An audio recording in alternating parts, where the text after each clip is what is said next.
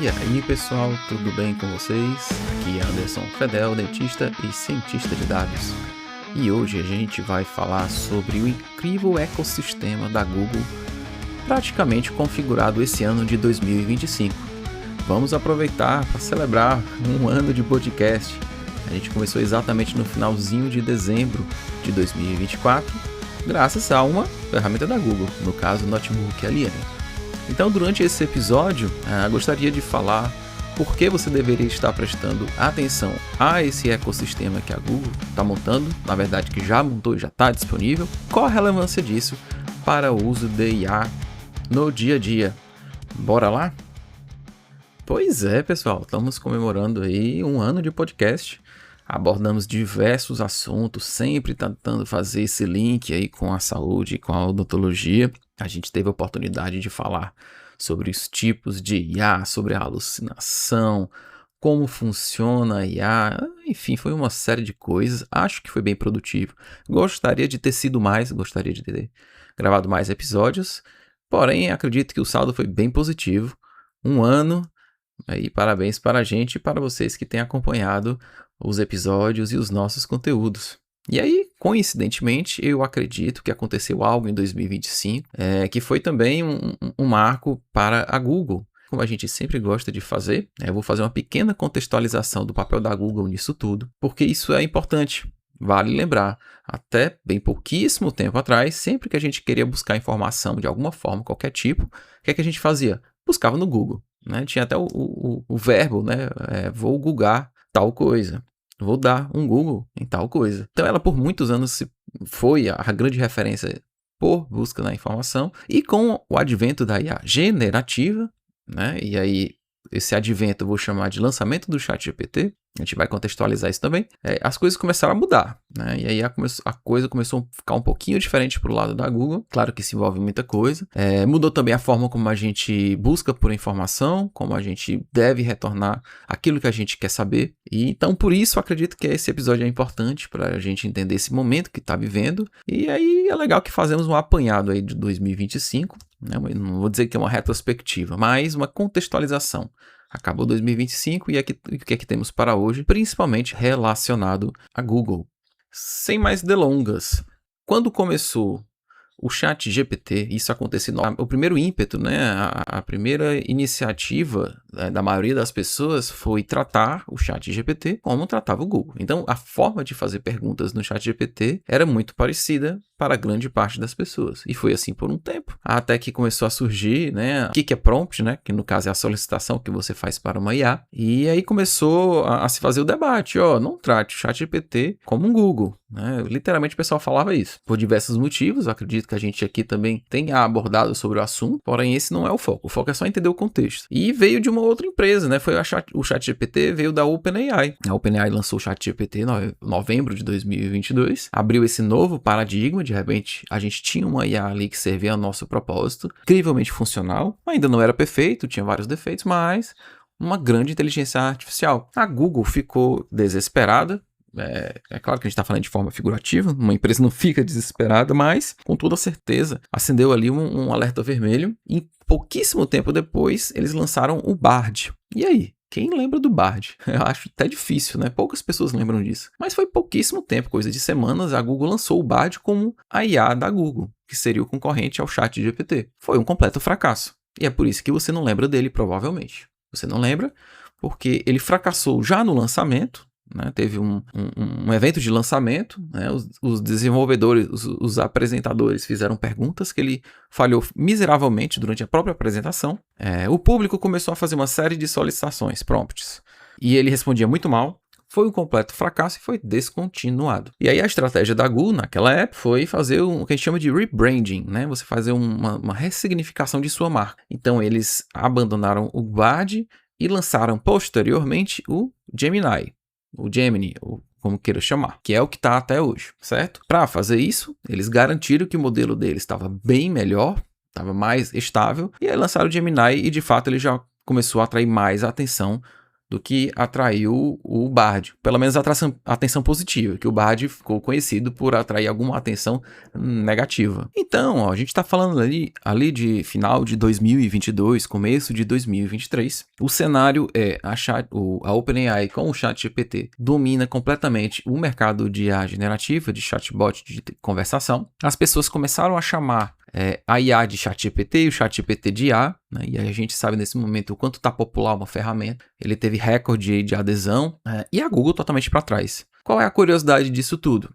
Bem, existe uma arquitetura, né? um modelo, vamos chamar de modelo matemático gigantesco, né? Chamada Transformer. Ele é o responsável pelas IAs que a gente tem disponível hoje, até hoje, né? O Transformer, ele foi o grande ponto de virada para que a gente conseguisse modelos como os que a gente tem hoje. Ele foi lançado em 2017 na forma de um paper, né, de estudiosos da Google Research. Olha só que doido, né? Então, o centro de pesquisas da Google literalmente bolou, né, construiu, inventou o Transformer, que é essa arquitetura poderosa, mas quem saiu na frente foi outra empresa, foi a OpenAI. Mas ela só vai lançar o ChatGPT apenas em final de 2022. Até lá, ela lançou modelos intermediários chamados GPT. Então, os GPTs eram modelos matemáticos de linguagem, mas que ainda não tinham a sofisticação de ser uma IA de conversação. Não era aquela coisa que você ia lá no computador e conversava com ele de uma forma tão simples e tão natural. Enfim, ele era um modelo funcional, mas altamente restrito para equipes de desenvolvimento, equipes de pesquisa. Né? E aí nós, como réis mortais, não conseguiríamos utilizar, por exemplo, um GPT-2, e aí vem o ChatGPT bem depois, na forma do GPT 3.5. Né? E o que isso é importante? Porque foi o primeiro GPT que era utilizável por seres humanos. Né? Ele ficou tão bom que você poderia incluir isso numa ferramenta de conversação. E um ser humano poderia ir lá, uma pessoa poderia ir lá qualquer, não precisava ser um gênio da tecnologia, não precisava ser um desenvolvedor, e fazer uso dele para qualquer atividade que ela quisesse. Ele respondia coisas das mais variadas formas, como que a gente está acostumado hoje.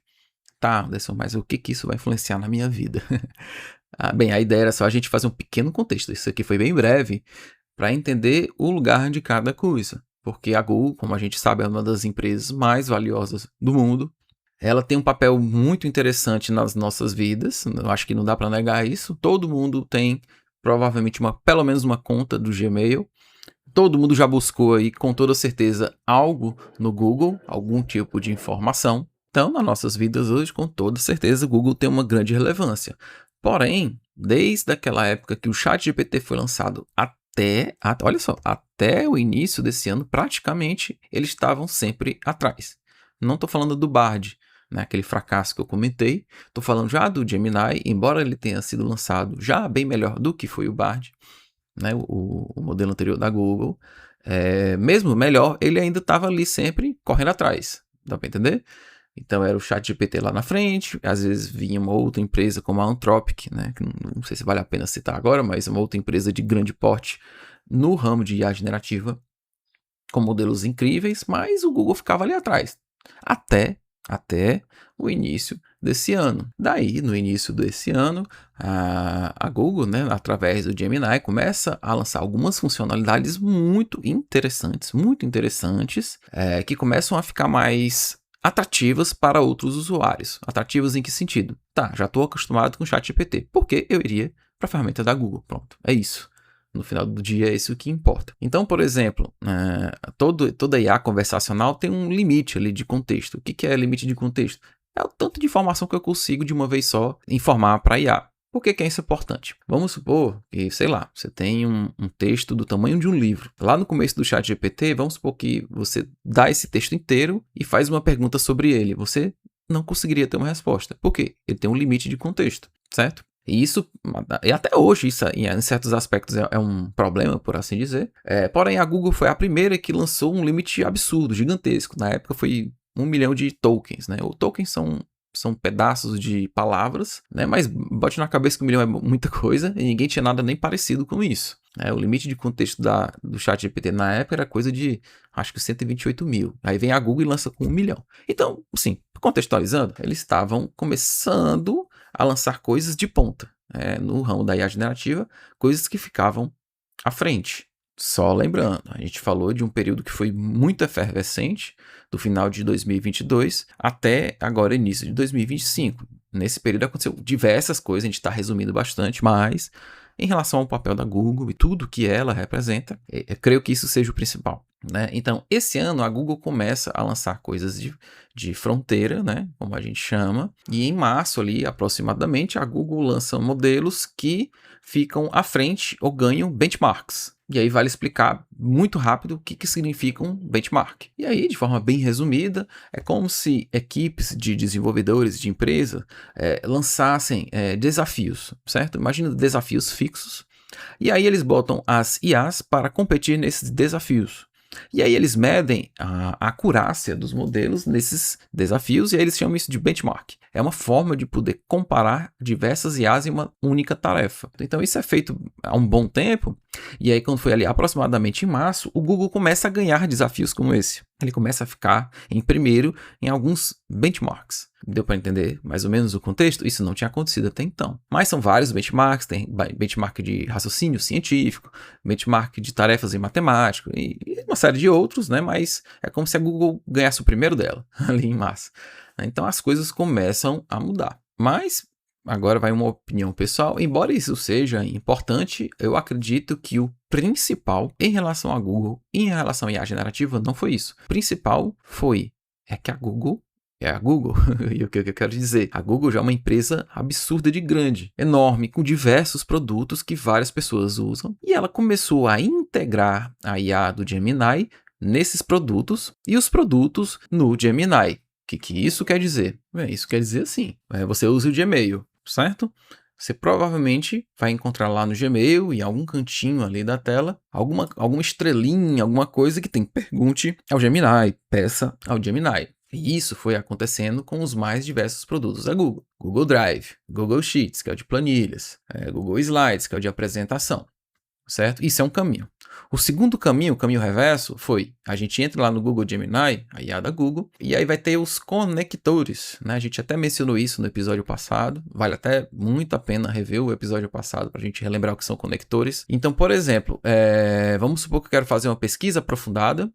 A gente já falou sobre isso também, o que é a pesquisa aprofundada. E aí eu posso clicar ali na setinha de mais e pedir para conectar ao meu Gmail, certo? Eu vou fazer uma pesquisa aprofundada no meu Gmail. O que isso quer dizer? O que isso quer dizer? Que eu posso simplesmente botar lá, vamos supor, eu tenho um consultório odontológico, eu quero entender um pouquinho melhor como é que estão as questões das minhas compras online. Eu boto lá o meu revendedor online e eu peço para o Google fazer a seguinte pesquisa. Busque por todos os e-mails relativos a compras online e identifique qual é o mês que eu mais faço compras. Sei lá, busque no meu e-mail, no meu Gmail, e identifique como está em relação à frequência das compras. E por aí vai. E agora imagine isso para qualquer outra coisa. Né? Vamos supor que você tem um serviço de assinatura, você quer entender quando foi mesmo que eu comecei esse serviço, você vai lá e pergunta para o Gmail, ele vai fazer uma pesquisa aprofundada em todos os seus e-mails, todo o conteúdo dos seus e-mails e vai te retornar uma resposta. Então, essa conveniência dos produtos que a gente já tem, quando eles são ali potencializados pela IA da Google, a coisa muda, né? Porque você acabou de dar esteroides ali para os produtos da Google.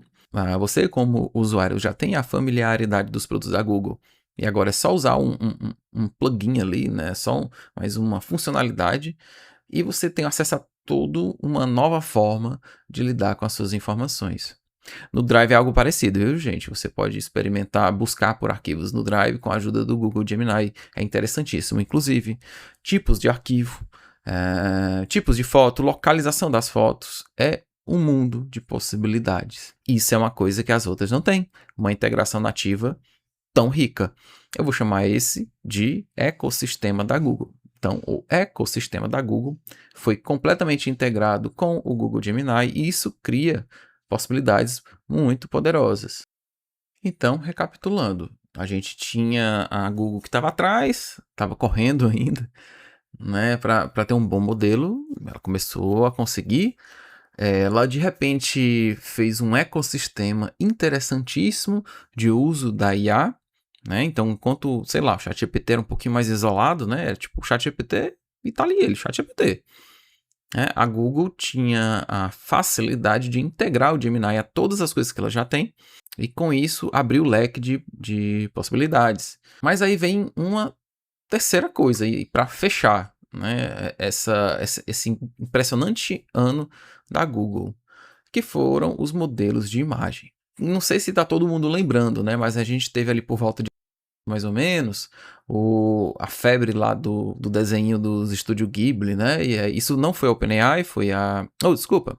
Isso não foi o Gemini, foi a OpenAI, através do ChatGPT. Então, era o modelo de imagem que ela tinha lançado. Na verdade, era um modelo multimodal, o 4O, que era muito interessante, era bom e fazia lá aqueles desenhos super legais, super bacaninhas com as nossas fotos. Ele era bom, algo que tinha antes, ele era bem interessante, mas ele não era perfeito. Por exemplo, quando a gente pedia para fazer a nossa versão, sei lá, fotorrealista ou muito parecida com a gente, de uma outra forma, com uma outra roupa, ele falhava miseravelmente. Ou ficava muito artificial, ou então na hora de gerar a imagem parecia que era tipo um primo, sabe como é? Não sei se alguém tentou fazer isso, né? Mas você queria reproduzir, sei lá, tinha uma brincadeira aí, né? Que uma pessoa que torce um time A, aí ia lá o amigo e faça a versão dessa pessoa com a camisa do time B.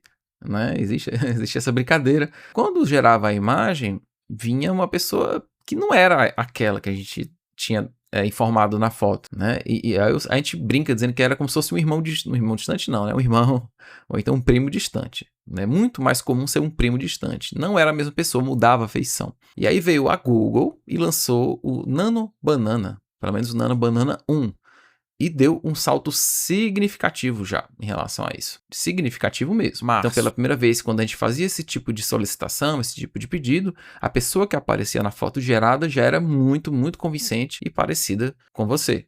Ou com a pessoa que a gente tinha pedido ali. Esse foi um ponto. E aí, em agosto, foi o lançamento do primeiro Nano Banana, que foi bem surpreendente, melhorou bastante em relação a modelos anteriores, mas ainda faltava alguma coisa. Ele já começava a ficar parecido com o modelo da OpenAI, do ChatGPT.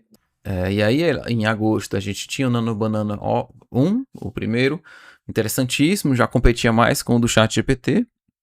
Mas aí, como não satisfeita, em novembro, a Google lança o Nano Banana Pro.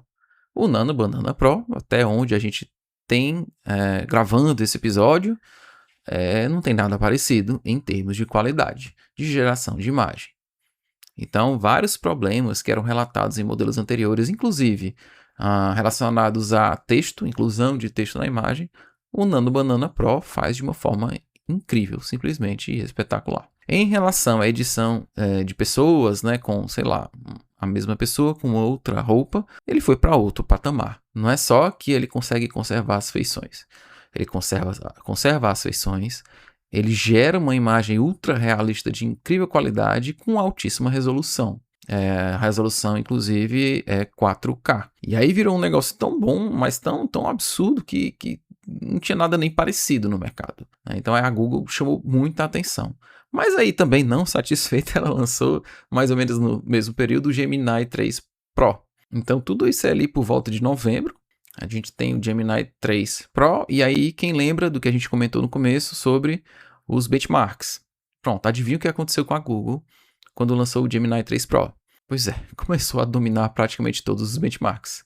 Simplesmente pegou a liderança de uma forma assim absurda.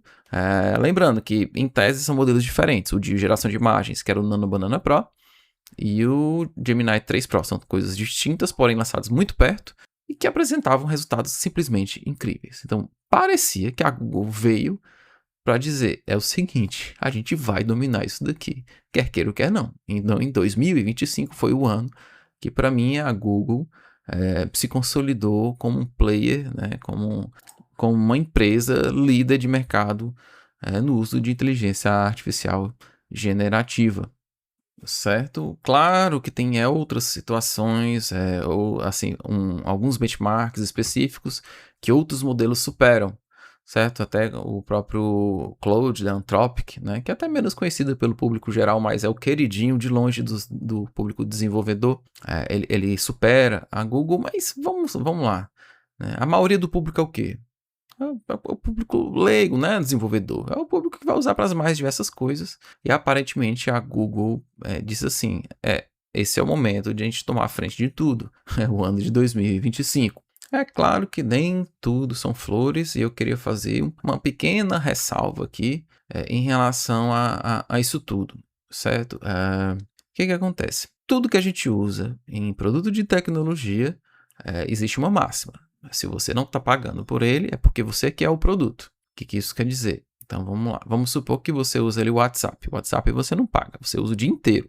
Alguém está pagando por isso, certo? A Meta, que no caso é a empresa responsável pelo WhatsApp, ela está lá sustentando um monte de servidor, um monte de máquina, uma série de outras coisas, pessoas, desenvolvedores, para te dar aquele WhatsApp de graça. Então você já deve imaginar que tem um preço. Sim, e na verdade o WhatsApp, o preço é você fornecer todo tipo de conversa, de informação sua para a Meta. Opa, peraí, quer dizer que a Meta sabe tudo que eu converso com as pessoas? Sim e não.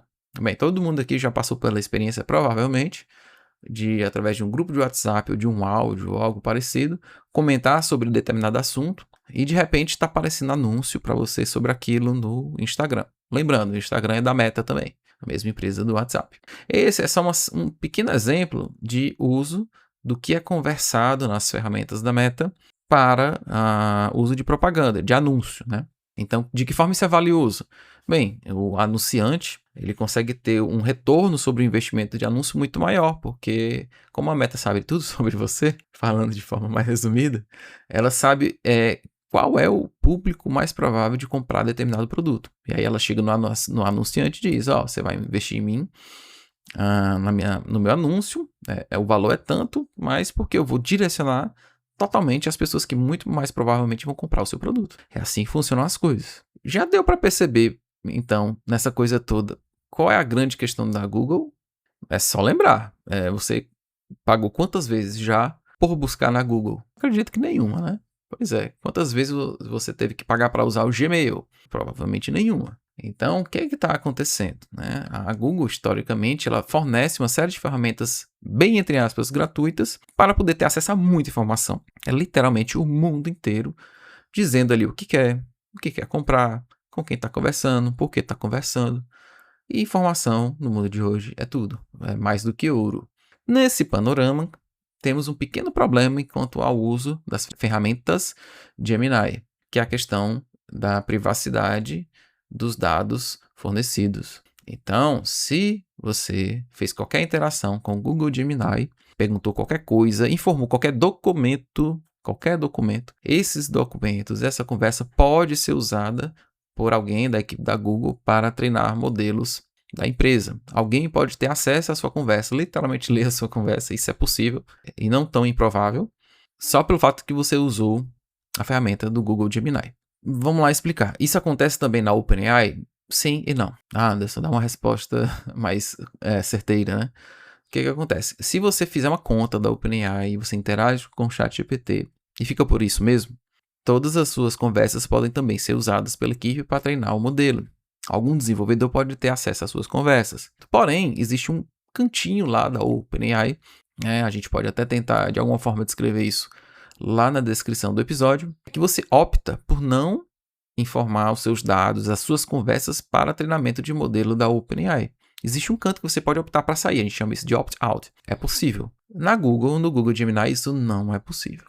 Até, mas aí você precisa desabilitar o histórico de conversas. A gente comentou sobre isso no episódio passado também botei como preocupação, mas vale a pena ressaltar. Então, na Google Gemini, se você não quer que as suas conversas sejam utilizadas para treinamento, ou que um desenvolvedor potencialmente tenha acesso ao que está sendo conversado, aos seus documentos, às suas informações, você tem que desabilitar o histórico de conversa, que é uma outra coisa. Então, o histórico de conversa vai ser apagado sempre que você desligar a tela. Então isso pode não ser interessante para algumas pessoas, como não é para mim, né? Eu gosto de usar a ferramenta, eu uso todo dia, eu uso muito, porém eu quero minhas conversas ali registradas para eu poder depois recapitular, ver uma coisa ali que eu construí e tal. Então na Google só tem uma forma de suas informações não serem utilizadas, é desabilitar o histórico de conversa. Já, por exemplo, na OpenAI, no ChatGPT, você consegue sair dessa opção, como eu optei já, né? Então, meus dados, o que eu converso ali é restrito, fica só para mim Nenhum desenvolvedor vai ter acesso. Por que isso é importante?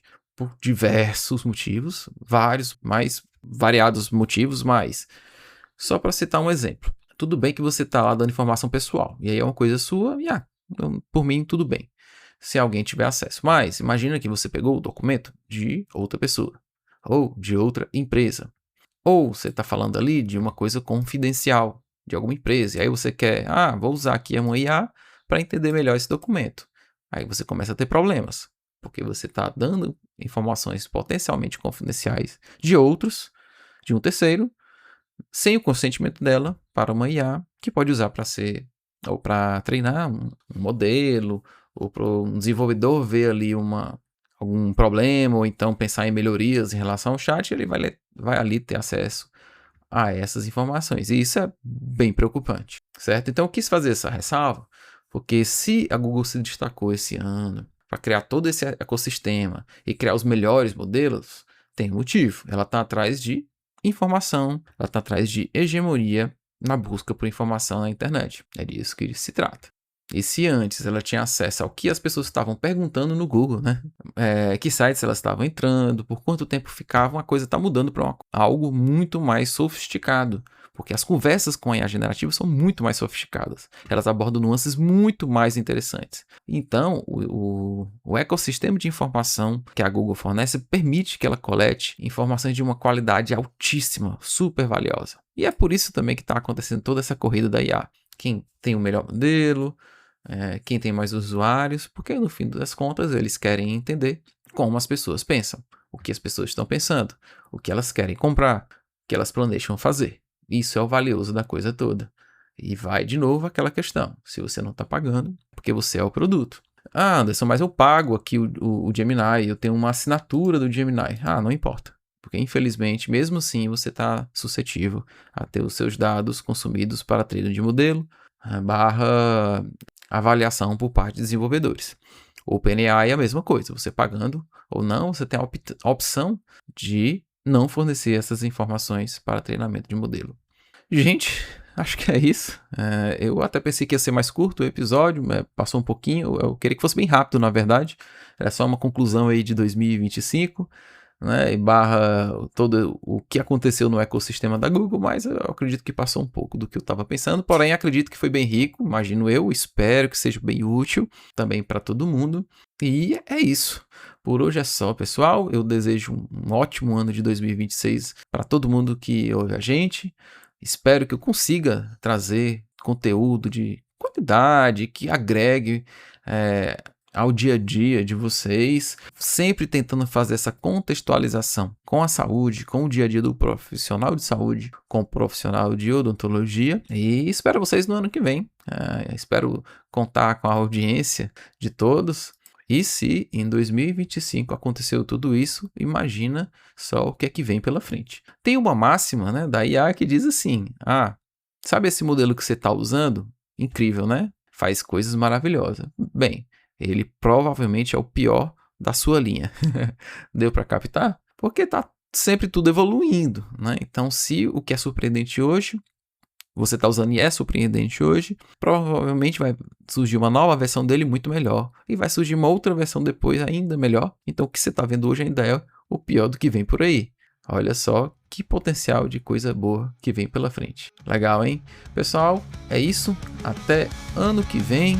Também conhecido como Próxima Semana, e logo estaremos aí com novos episódios, falando muito sobre IA, trazendo conteúdo aí mais focado para você que é da área da saúde, da área da odontologia. Grande abraço, pessoal, feliz ano novo e até lá!